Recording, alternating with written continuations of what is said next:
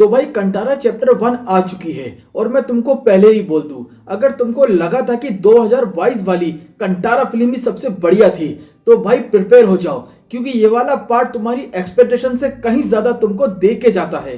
तो भाई बिना देर किए चलिए शुरू करते हैं कंटारा चैप्टर 1 का रिव्यू। सबसे पहले बात करते हैं कहानी की। कंटारा चैप्टर 1 हमें ले जाती है उस समय जहां एक राजा का साम्राज्य है। ये राजा जंगल में जाने से डरता है क्योंकि उसका मानना है कि उस जंगल में कोई ब्रह्म राक्षस रहता है। और जो लोग कंटारा का पहला पार्ट देख चुके हैं उन्हें याद होगा वो फिल्म की टोन काफी सीरियस थी, लेकिन इस बार तुमको फर्स्ट हाफ में थोड़ी कॉमेडी और थोड़े हल्के फुल्के मूवमेंट्स देखने को मिलते हैं जो कभी कभी तो काम करते हैं तो कभी नहीं, लेकिन ऑडियंस को बिल्कुल बोर होने नहीं देते। पर भाई असली मजा तो सेकेंड हाफ में आता है जब स्टोरी पूरी तरीके से सीरियस मोड में चली जाती है। फिर भाई यहाँ से तुम जिस तरीके से सीट से चिपकते हो ना तो तुम्हें अपनी पलकें झपकाने का भी टाइम नहीं मिलता। एक चीज जो मुझे सबसे ज्यादा पसंद आई वो ये है कि ये फिल्म हमारे फोल्कलोर को सिर्फ शो नहीं करती बल्कि उसे एक सिनेमैटिक यूनिवर्स की तरह बिल्ड भी करती है। वो सारे कॉन्टेक्स्ट जो पहली मूवी में मिसिंग थे वो यहाँ ऐड हो जाते हैं, जिससे तुम्हें और भी डिटेल्स मिलती है कि आखिर इस दुनिया में चल क्या रहा है, इसके पीछे की माइथोलॉजी क्या है और बिलीफ सिस्टम क्या है। अब विजुअल की बात करें तो भाई ये फिल्म थिएटर में देखने का एक अलग ही एक्सपीरियंस है, जिसे देखकर कोई भी नहीं कह सकता कि ये फिल्म सिर्फ 125 करोड़ में बनी है। सिनेमेटोग्राफी इतनी नेक्स्ट लेवल की है कि लिटरली हर शॉट वॉलपेपर जैसा लगता है। ट्रेलर में तुमने ग्लिम्स देखे ही होंगे, लेकिन पूरी फिल्म ऐसे शॉट से भरी पड़ी है। मतलब तुम ये समझ लो कि ट्रेलर में तो कुछ भी नहीं दिखाया गया था। और वीएफएक्स भाई ऑनेस्टली बोलूं तो मुझे एक भी बार फेक फील नहीं हुआ। फिर चाहे वो टाइगर का सीक्वेंस हो या मंकीज वाले शॉट्स, सब कुछ इतना रियल दिखता है कि तुम भूल जाओगे कि वो सीजीआई है। और हमको बॉलीवुड में 400 करोड़ जैसे बजट में ऐसे ऐसे मास्टरपीस देखने को मिलते हैं कि हमारी दिमाग की बत्ती गुल हो जाती है। कंटारा चैप्टर 1 का स्केल इतना बड़ा है कि साफ समझ में आता है जो प्रॉफिट उन्होंने पहले पार्ट से कमाया था वो सब इस प्रोजेक्ट में डाल दिया है। वर्ल्ड बिल्डिंग इतनी ग्रैंड लगती है कि तुम खुद उस वर्ल्ड का हिस्सा फील करने लगते हो।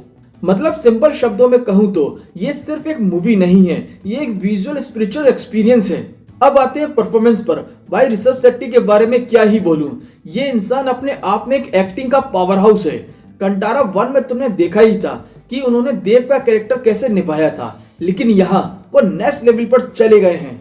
जब उनके अंदर देव आते हैं उस वक्त का उनका स्क्रीन प्रेजेंस इतना मेस्मराइजिंग है कि तुमको लगेगा ही नहीं कि ऋषभ शेट्टी एक्टिंग कर रहे हैं। बाकी एक्टर्स ने भी अपना बेस्ट दिया है, लेकिन सच बोलूं तो ऋषभ शेट्टी ओवरशैडो कर जाते हैं सभी को बड़े ही आराम से। ये उनके लिए सिर्फ एक्टिंग नहीं एक साधना जैसी लगती है और ऑडियंस वही एनर्जी स्क्रीन के थ्रू महसूस भी करते हैं। म्यूजिक की बात करें तो भाई साउंड डिजाइन इंसेन है। थिएटर में जिस तरह से साउंड सुनने को मिलता है यार गूज़बम्स आ जाते हैं, लेकिन असली थ्रिल तब आता है जब क्लाइमेक्स सीन के साथ बैकग्राउंड स्कोर ब्लास्ट होता है। उस टाइम पूरे थिएटर में क्या माहौल क्रिएट हो गया था भाई। अगर मैं सिर्फ क्लाइमेक्स की बात करूं तो ये कंटारा की पहचान बन चुका है। जैसे फर्स्ट पार्ट को लोग उसके क्लाइमेक्स के लिए याद करते हैं, वैसे ही चैप्टर 1 का क्लाइमेक्स भी लंबे समय तक याद रखा जाएगा।